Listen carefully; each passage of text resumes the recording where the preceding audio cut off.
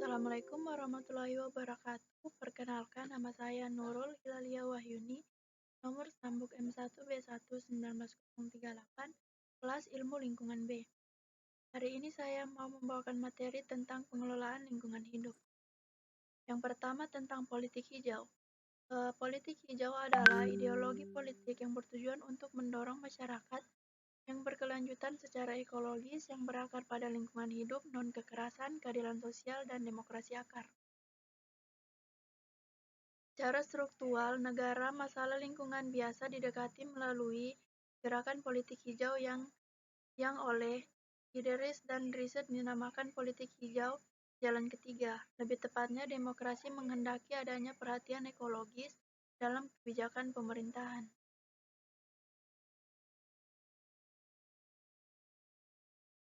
Meski menjadikan lingkungan hidup sebagai pejuang utama, Green Party tidak hanya berbicara masalah alam dan lingkungan seperti banjir, longsor, pencemaran air, dan udara, melainkan juga berbicara soal peradaban yang di dalamnya termaksud kebudayaan, adat istiadat, politik, ekonomi, teknik, teknologi, sistem informasi, dan lain-lain.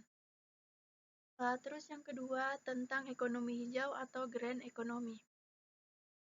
Ekonomi hijau adalah sebuah rezim ekonomi yang meningkatkan kesejahteraan manusia dan kesetaraan sosial, sekaligus mengurangi risiko lingkungan secara signifikan.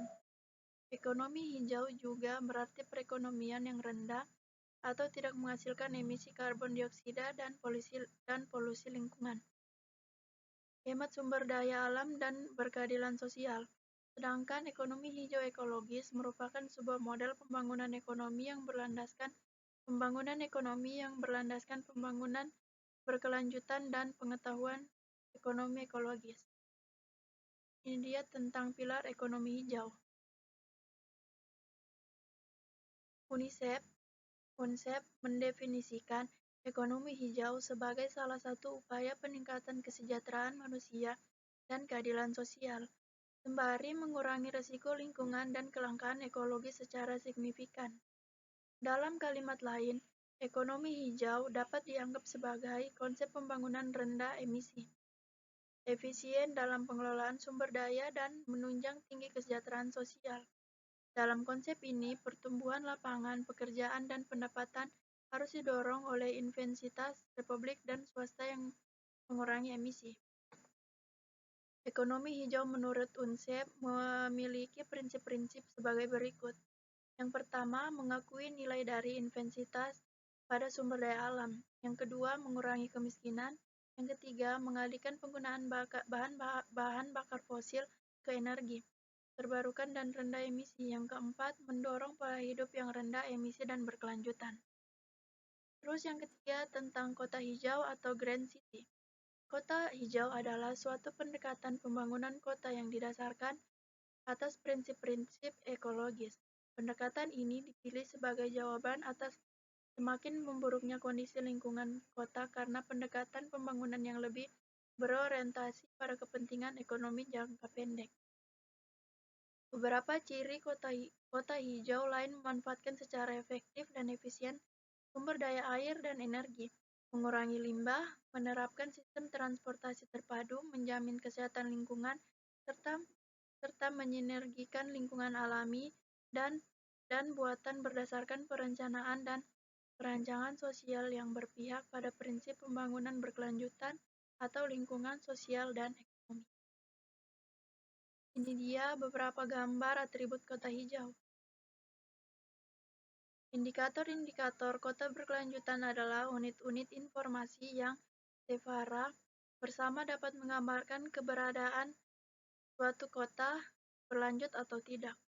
Indikator kota berkelanjutan memberikan umpan balik tentang kesejahteraan masyarakat kota secara menyeluruh, seperti kalau temperatur badan dan tekanan darah menginformasikan kesejahteraan seseorang.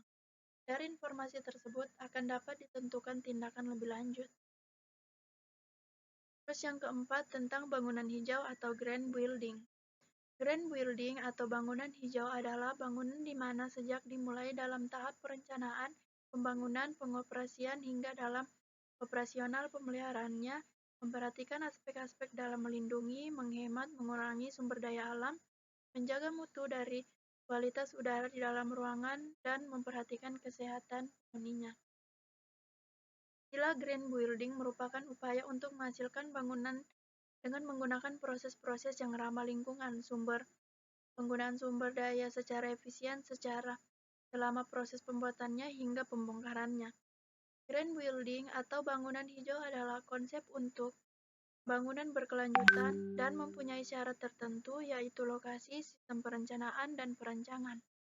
Renovasi dan pengoperasian yang menganut prinsip hemat energi serta harus berdampak positif bagi lingkungan, ekonomi, dan sosial. Terus, tujuan bangunan hijau. Yang pertama itu efisien menggunakan energi, air, dan sumber daya lainnya.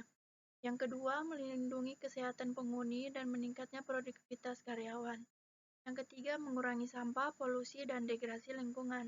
Yang keempat, bangunan alami yang biasanya pada skala lebih kecil dan cenderung untuk fokus pada penggunaan bahan-bahan alami yang tersedia secara lokal.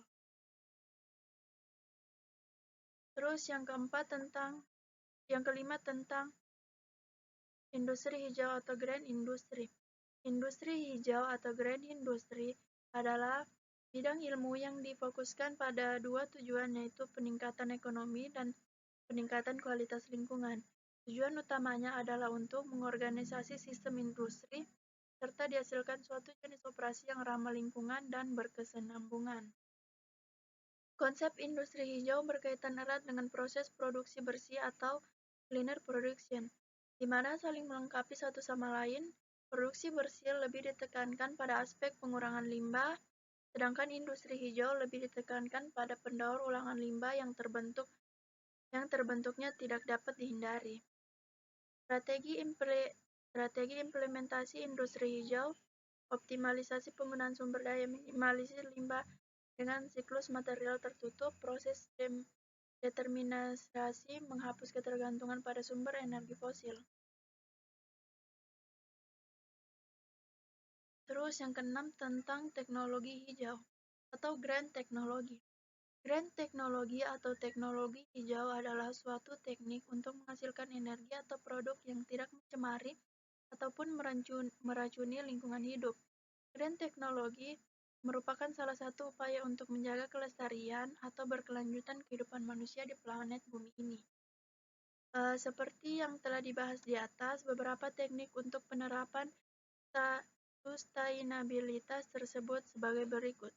Yang pertama, produk daur ulang. Yang kedua, inovasi teknologi baru. Yang ketiga, energi terbarukan. Yang keempat, penggunaan yang ramah lingkungan atau green building. Kimia hijau, teknologi nano hijau. Ini dia gambar teknologi hijau selama di bumi. Terus organisasi hijau atau green organisasi. Organisasi lingkungan yang terkenal yang diklasifikasikan berdasarkan tipenya. Yang pertama global, yang kedua regional, yang ketiga organisasi pemerintahan Indonesia, yang keempat organisasi non-pemerintahan Indonesia. Terus yang berikutnya perilaku hijau atau green behavior.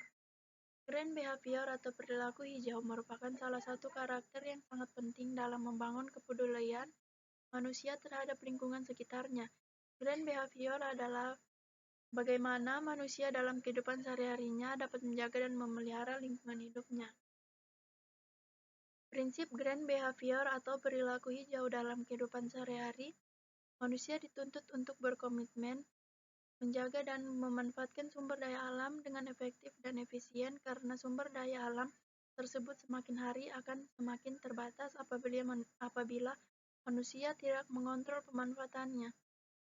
Terus penanaman nilai khususnya dalam green behavior atau perilaku hijau ini diwujudkan dalam perilaku sederhana yang akan secara berkesinambungan dilakukan oleh siswa, seperti menghemat energi listrik, menghemat penggunaan air, mengonsumsi barang-barang ramah lingkungan, menjaga kebersihan lingkungan, sekolah, dan lain sebagainya.